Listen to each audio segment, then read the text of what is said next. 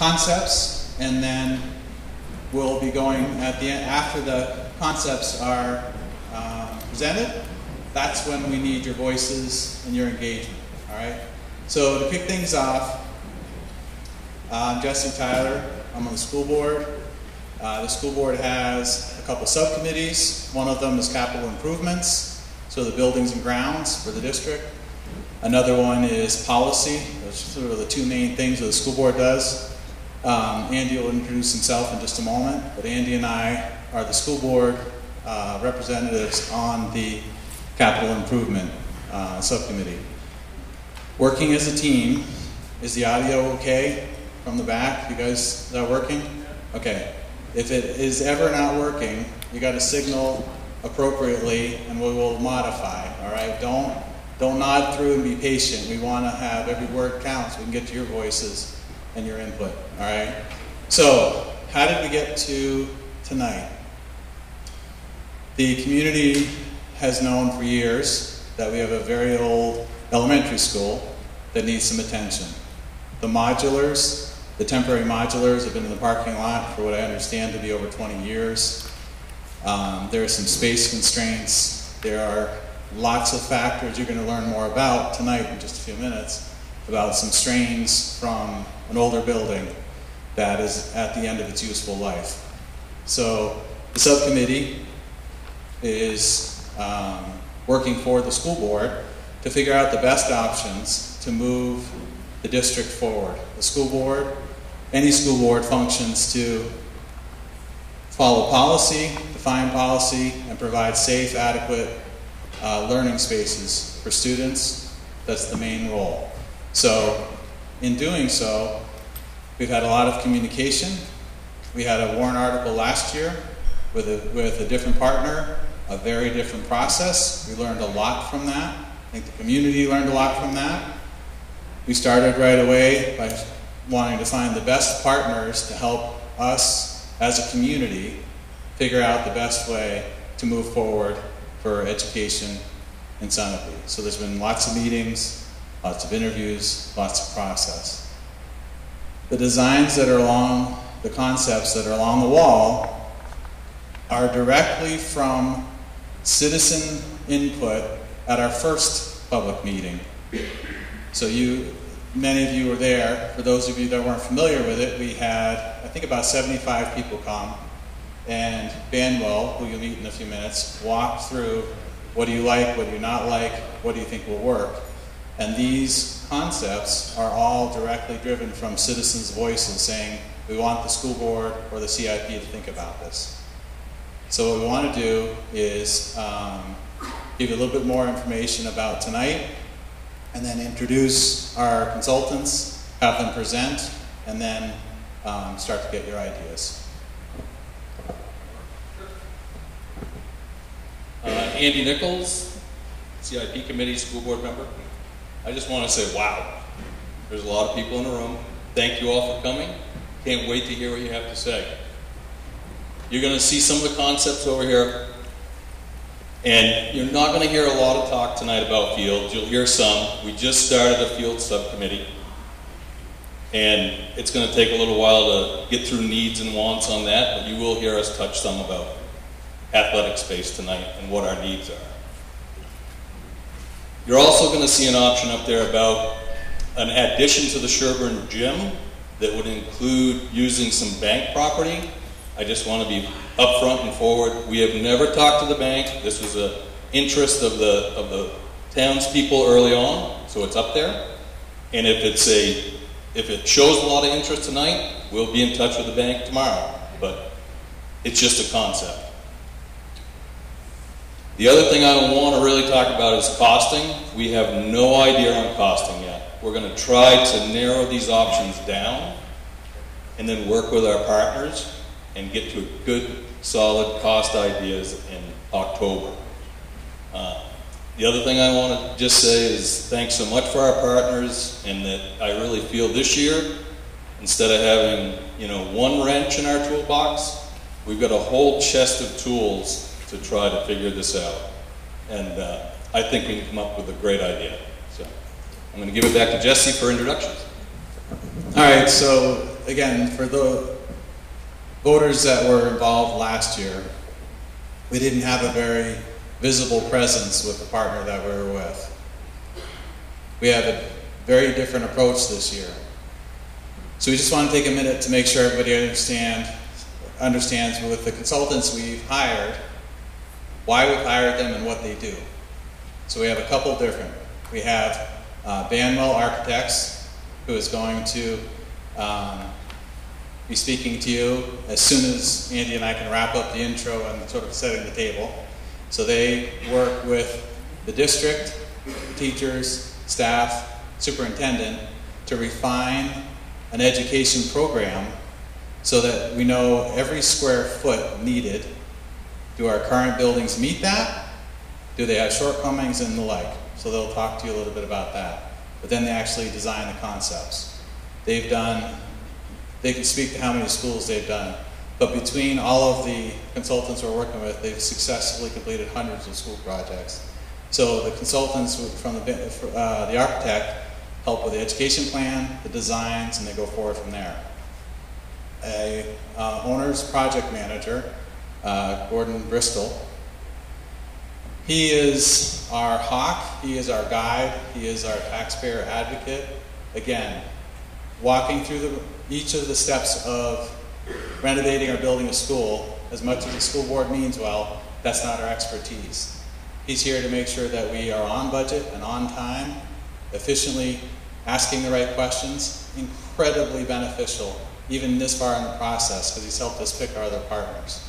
So the owner's project manager, Gordon Bristol, is helping us and watching out for you and your interests so we can have this go well and responsibly and on time.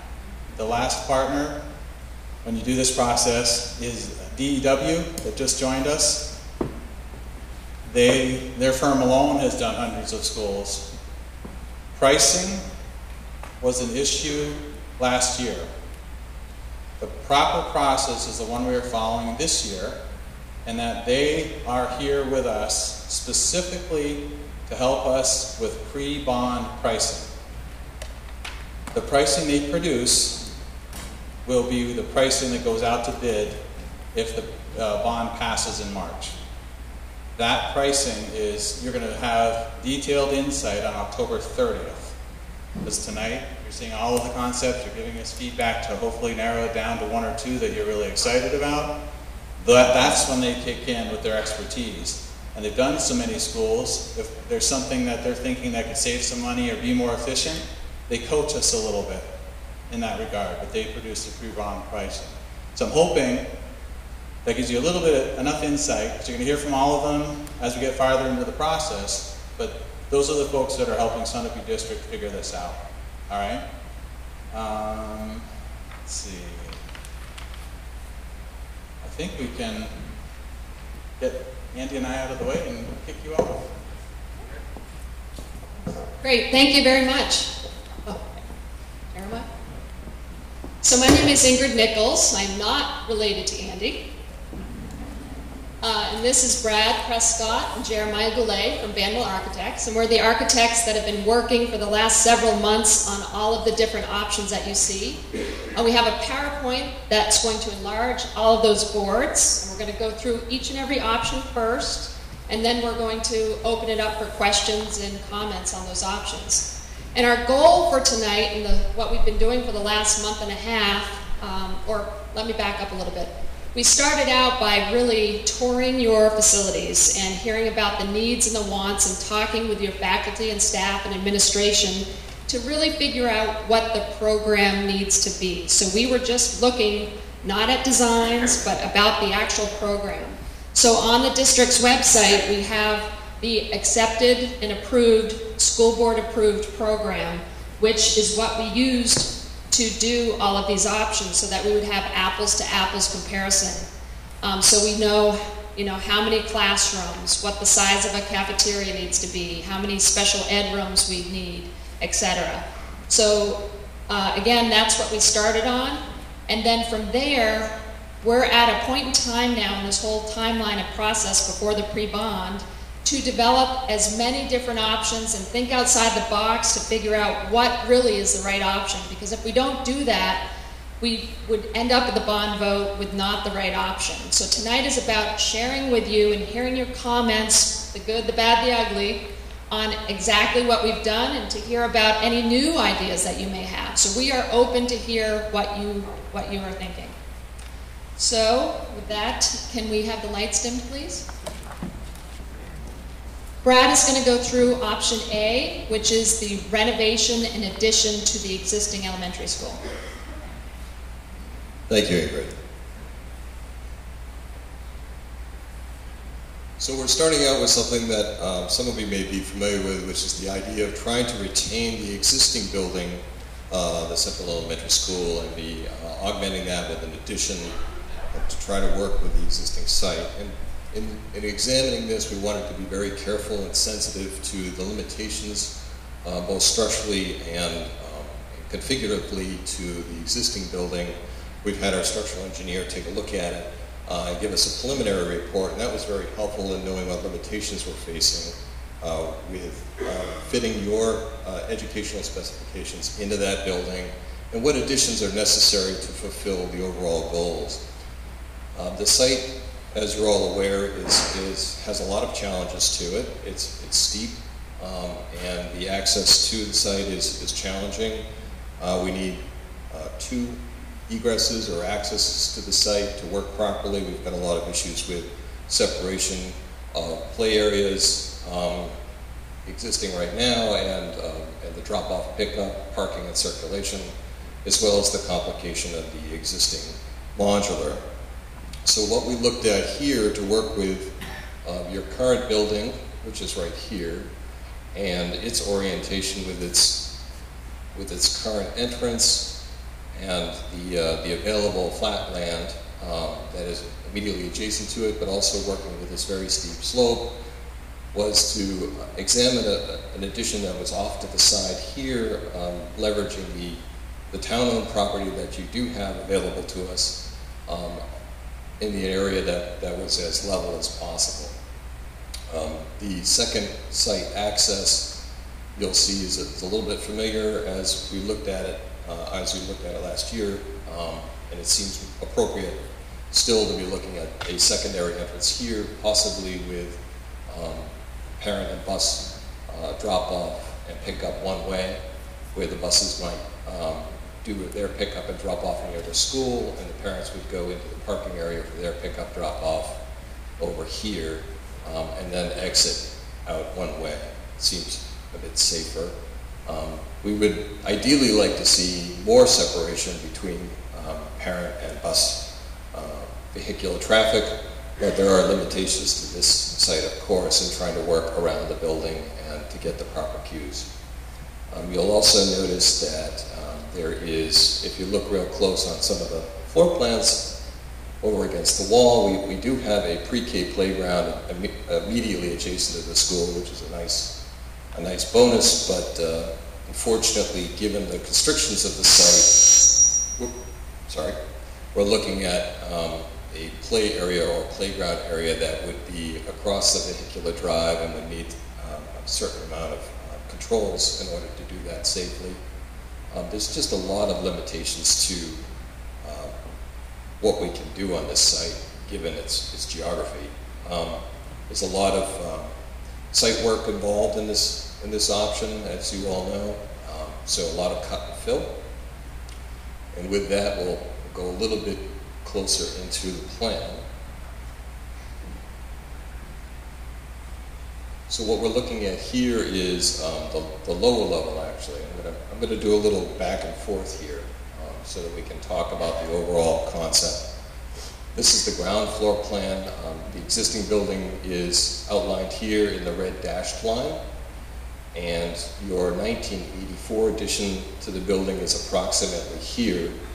And one of the things we found was that the current structure addition and the flow into the building wasn't working quite to your advantage. So we're doing a lot of rehab, considerable rehab to the 84 edition, and then adding on to this building in this area off to the side. This is the drive with your garden facility shed over here. So what we tried to do here is you come in, there's parent drop-off, pick-up parking, bus loop parking, the playground we were discussing, the main entrance here with administration, and a music room, multi-purpose room, grade classrooms for kindergarten, pre-K, pre-K is here, first grade, and then we have second grade and the fifth grade bubble classrooms all on this ground floor access level, with the existing library remaining intact. When we looked at renovating the existing building, we had to be very sensitive to retaining certain walls, which created some inefficiencies with classroom sizes and configurations, where we have some walls that we really need to respect along the corridors and the exterior masonry walls, and some of the key walls interior, which are load bearing, or provide some sort of lateral bracing for sidemen. So given that there are some rooms in this option that are undersized from the 800 square foot classroom program, which would have been ideal for a new school, certainly we've achieved those minimum classroom sizes when we're doing a new addition, but we have to work within the limitations of the existing building, so there are some compromises. So this option does retain the library and actually reverts it back to its original use. It takes the computer lab out of the library and moves it over to this area. There is some special education uses in the green here, as well as over in the new building. Downstairs, we retain the cafeteria and expand it and make it safer by accessing the stairs, which is right now cut off as a second egress. So we'll fix some code things there. There's a central stair in the building, which is a code violation, as it doesn't really egress to a public way. It's not fire rated. There's a lot of issues with it. In this option, we would be able to actually remove this stair entirely, and it would become part of the central corridor spine or circulation of the building. And that's true on all floors. On the lower level, we also have art and the makerspace, which all have nice windows out into the back of the building. And because of the new addition, this front area here would lose its windows, so this is very good utility space for storage and so forth. Moving on to the upper level, we have some classrooms up here that are appropriate for such, fourth grade, third grade, and alternate education.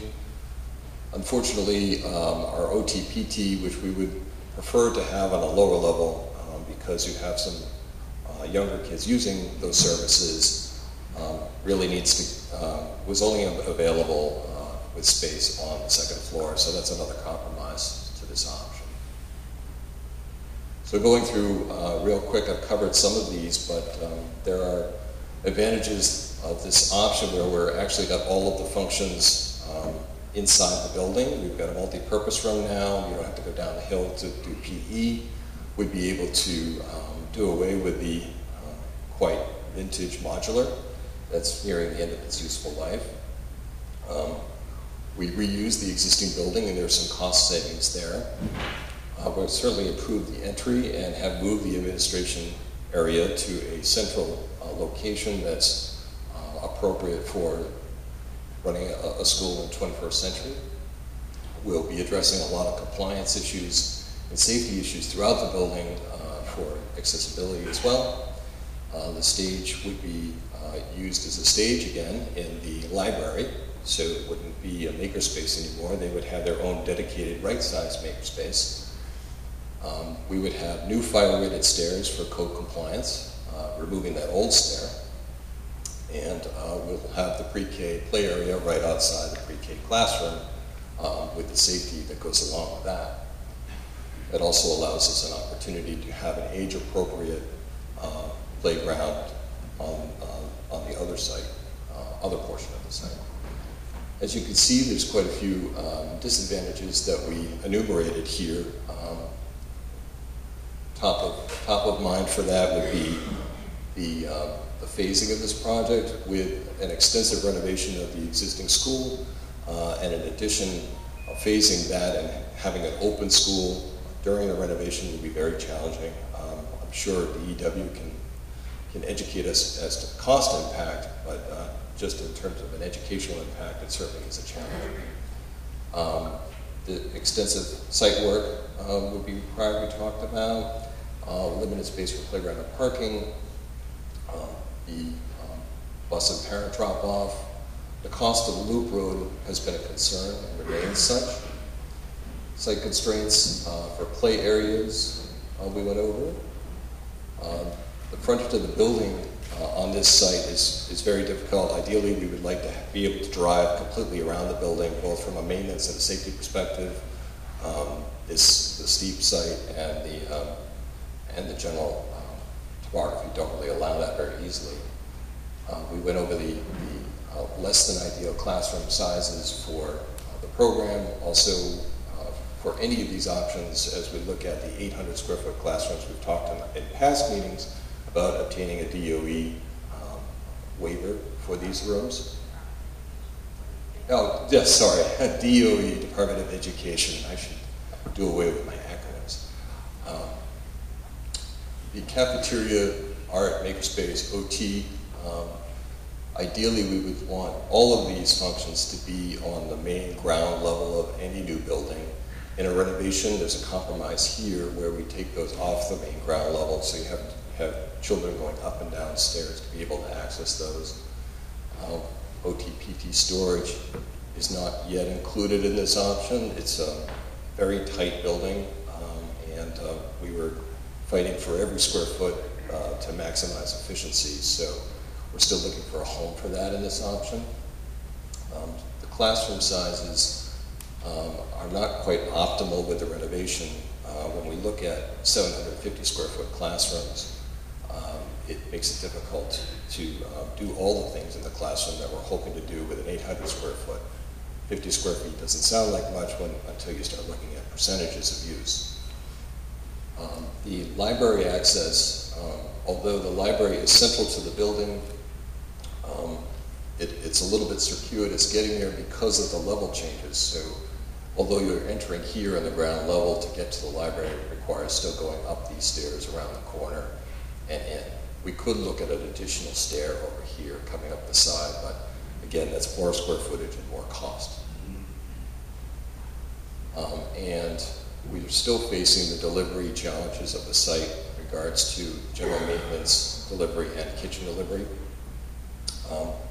We're inheriting some internal building ramps that really need to remain if we're going to be keeping the existing building and renovating it.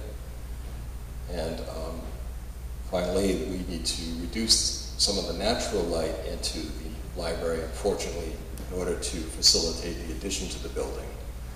We have beautiful large windows in that library, and it pains us a little bit to have to block a couple of them off. And with that, I'm going to turn things over to Jeremiah to talk about our option B. Hey everyone, watch the closeness. So we looked at an addition to the Sherburne Gym because we got the sense in previous meetings that the community has a very strong connection to this building in particular. Now we've shown two layouts on this site. They're in addition to this building, and I just want to state that doesn't imply a preference in any way to this site. We just wanted to look at a one-story versus a two-story option to see how it would impact that site.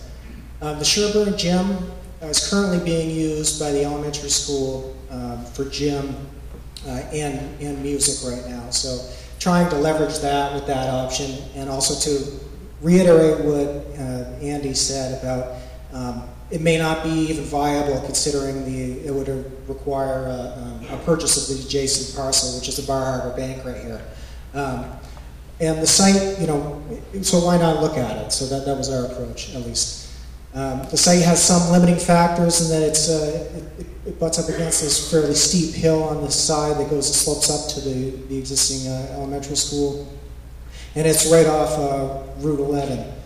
So there may be some concerns there about the proximity of having an elementary school so close to this busy road.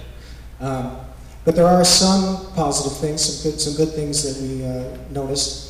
In addition, it seemed to make sense expanding this way to the north side. And it would also impact this Veterans Field, which we have learned has had some investments recently, so that might be a disadvantage as well. But there really wasn't any way around it due to site constraints. So we'll just go to the first floor, the main level floor plan. This is an option that shows 2 stories. And we have the entrance centralized here, secure entrance with administration flanking you. And then we have a library and support spaces here. This is a very high level concept stage, so there are many different program elements that would fit in some of these blocks. So we just kind of blocked them out as large programmatic spaces at this point. We have the computer and IT, and facilities, restrooms kind of central where we don't need windows. And we also have specialized instruction and sort of a makerspace, art and music, like STEAM wing here off this side. And then we have some specialized spaces here. The cafeteria will be located here with some service spaces, kitchen, mechanical, electrical. So the service drive is kind of concealed on the side from the main road. And then we have our classroom block, 2-story block. And what we learned just looking at the program and how it lays out on the site is that there isn't really a lot of things that can go on the second floor because the younger kids really need to access all the other program elements. So we have shown for now, second grade, third grade, fourth grade, and fifth grade. But we also understand that the fifth grade may want to be used as a bubble classroom. So that's another, maybe even more of this program wants to be on the first floor. So we have flanking stairwells and an elevator. So that's one of the disadvantages with this option is that you would need those things to access, obviously. Another limiting factor, we're sort of encroaching on this bank here. It's digging into the site, so that hasn't been fully studied at this point. But and then advantages of this option is, again, I've touched on some of these things. The good things are it consolidates all the program in one school. A little less site work than the renovation. It's more level. There is a fairly easy way to separate parent and buses. Buses could come around the front, and parents could drop off here without having them crossing. You can use the existing gym parking on the other side. There's more playground and field space with this option than the one I'm going to show you. Possible single phase during construction wouldn't be a disruption so much as the previous option. Centralized secure entry, site's highly visible, and an advantage with this option is that because it's all new, we don't have restrictions in terms of what the spaces that we're trying to cram in there, so we can make sure that they're all sized to the Department of Education standards. We have the creative wing that I touched on, all the program elements at the ground floor that are needed. This one has a little bit less site impact, so it has a smaller footprint because of the second floor. And the service side is kind of tucked away on the side of the building, so you can kind of conceal the service dumpsters and stuff. Then the other option, the disadvantages of that, as we touched on, was buying the bank property. What happens to the existing school building, which is going to be a whole other thing that I'm sure we'll get into here quite a bit with questions. It impacts that Veterans Field. You're limited with that side hill. The parking is dispersed around. You got parking on both sides of the building. You have to cross the service drive between the field and the building. It could be distractions with down the main road. You need those other amenities just to access the second floor, elevators and stairs, which adds to cost. Difficult to wrap around the gym to expand this way just because the roofs are all sloping this way and then the hill slopes up. The classroom addition, ideally, we try to have classrooms on a north-south axis rather than east-west. It's just easier to control the sunlight and makes for more comfortable learning spaces. This one is facing, with east and west, which is not ideal.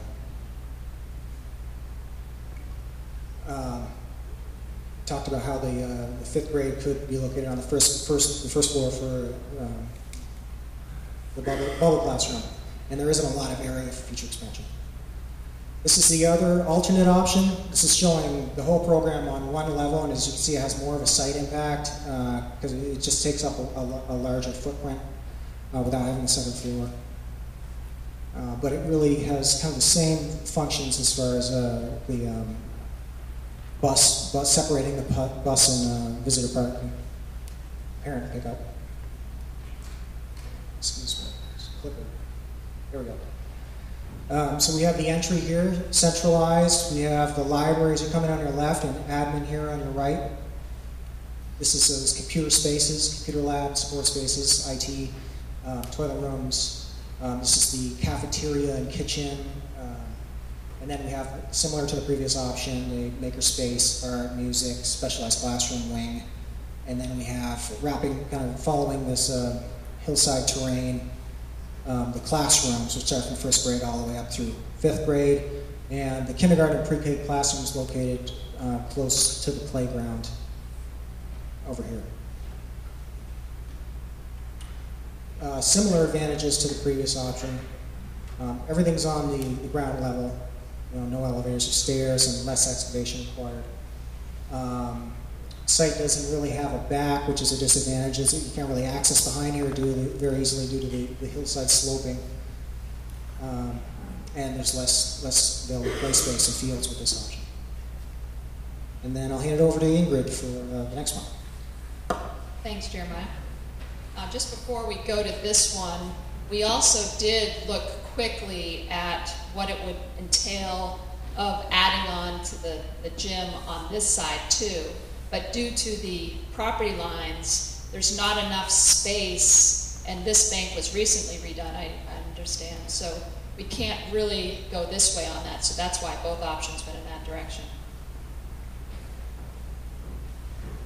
So in this option, this is the, let's see here, where we are. We're sitting right here in the gym. This is North Road. So due to the issues that you have with your fields and the flooding of them and the need to redo them, we thought, well, let's see if we can actually fit a school right next to your existing school to create one campus. So that's what this option shows. So right now, this is a brand new facility on the softball field here. We could have expanded parking that could be for both schools. We could utilize the bus drop-off for both the main school here and the new elementary school. We could have a separate parent drop-off loop here, so to keep them both separate. And parents could also park and then bring their children in. We would create that perimeter road for safety as well as fire truck access. The other benefit of this is having a playground right adjacent so the kids do not have to cross a bus or a car or a traffic lane to get them to the playground. This is a little bit closer up floor plan view, so, excuse me. The main entry would be on this side with the administration, and then the classrooms. This is a fully one-story building, so there is no second story. So all the classrooms, pre-K, kindergarten, and first through fifth grade here. The specialized services, arts, and special ed here with the bathrooms. One disadvantage of this that we could remedy if we wanted to is currently the high school, middle school's cafeteria and kitchen. The kitchen is where they do all of the meals, and they currently truck it down to the elementary school. So we could actually connect these two structures if we wanted to roll the food out and not have to come out of the building and deliver it here. So some of the advantages, you'd have one centralized campus for all the schools for efficiencies and operational savings. It simplifies the bus routes, so you'd have one site so that all the kids could ride the bus and get dropped off at one time. Less transition time between the school for shared staff. This is a very flat site. We would still need to, make sure we drain well under the site. Separate parent drop-off from the bus drop-off. Better site access around the entire building. Playgrounds that we talked about. You don't have to buy additional property like you do for the previous option. Possible single phase with minimum school disruption, because we could build this facility and then move the kids over to it. A safe, secure entry. Public areas are at the center, so when you first enter, we could have the community used areas and then lock down the rest of the classrooms. All spaces are sized per the program, so it's a true 21st century school. Creative arts and maker spaces wing. And the kindergarten and pre-K could have direct doors directly out to their specific playgrounds. So disadvantages, and again, these are our draft pros and cons. There may be more. So if you think of more, we'd love to hear them and we'd add to these lists. The disadvantages of this one, we feel, are you lose the athletic field, so you'd have to build it again. What do you do with the existing elementary school? You have limited future expansion possibility. The kitchen service area is on the road. And the biggest thing we think is there's more traffic to this location. And this is a separate option that we did because we have in our program a shared auditorium or performance space. So this option shows a similar layout of the new school, but what we do to connect the two schools is we have a shared performing arts center that both schools could use. So the entry would still be here. The downfall with this one is that it cuts off this access, so we could have a little bit of parking here, but really to get to the majority of the parking, you'd have to go around the school to get to it. So again, that's just a closer up view. I do want to say we also thought about, okay, why a new elementary school? Can we put the elementary school in this existing school that we're in tonight? And if you can see, the number of classrooms for the program for the elementary school and all of the program elements does not fit in this layout. And the existing middle high school really fits well, and it's a fairly, newish building, and it's in good shape. There's a few areas that we're going to review that need some tweaks and renovations, but really the middle school and the high school fit nicely here. So it really didn't make sense to try to cram everything in here because it won't fit for the elementary school. So again, the advantages of this last option, we have an auditorium added for 400 seats. We have an interior connector between the two schools so that we can cart the kitchen food to the elementary school. We have shared access to the auditorium, so you don't have to build two separate ones, but it's shared. And disadvantages with this specific one is that the elementary school administration wing and two high school classrooms lose the windows for the auditorium, because to connect them, we have to put the auditorium along that wall. So we'd have to add some solar tubes or skylights into those few classrooms to add that natural light back in. Minimal parking, so we talked about that. And vehicle loop does not connect to the street at both of the sides. So now Brad's just going to talk to you a little bit about the renovations and program elements that are required for this school we're in tonight.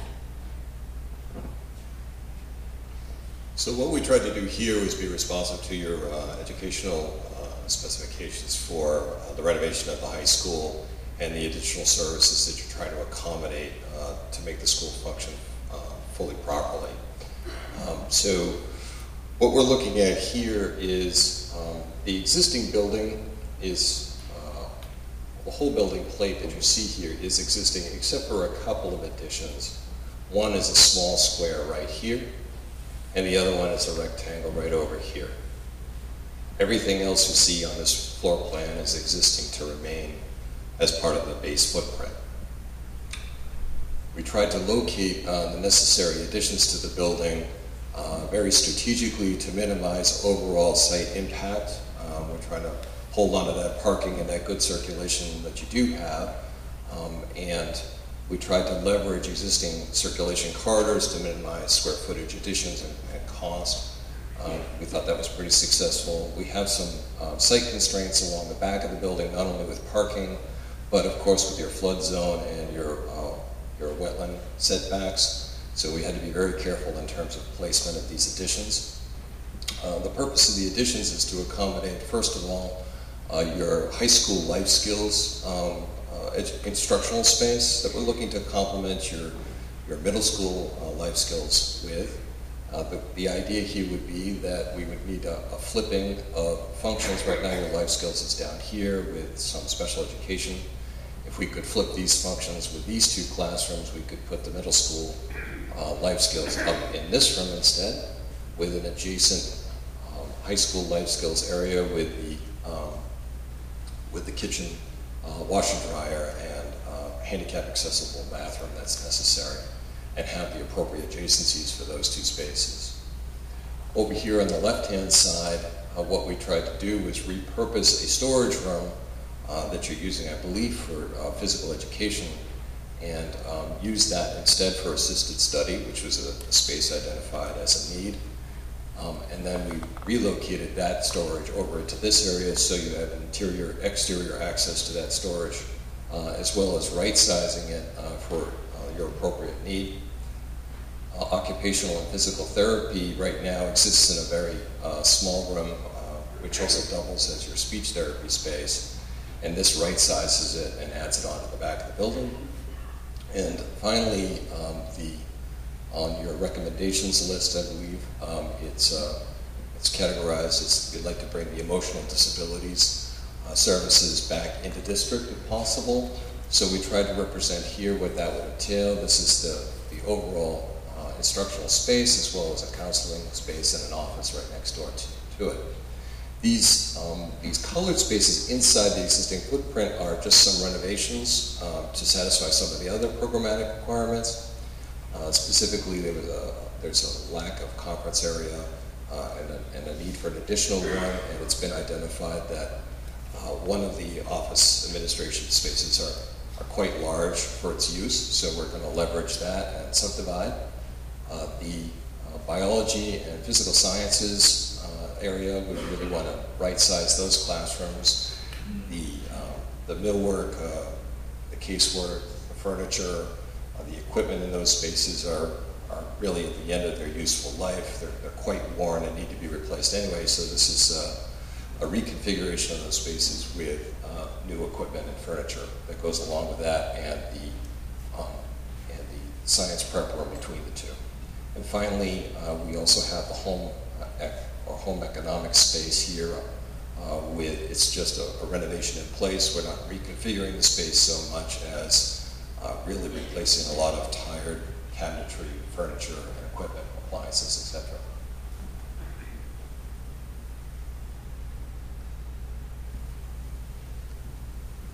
So it's a relatively brief list here. What we tried to do is satisfy the program needs, and we believe we've done that with minimal additions and cost impact afforded that.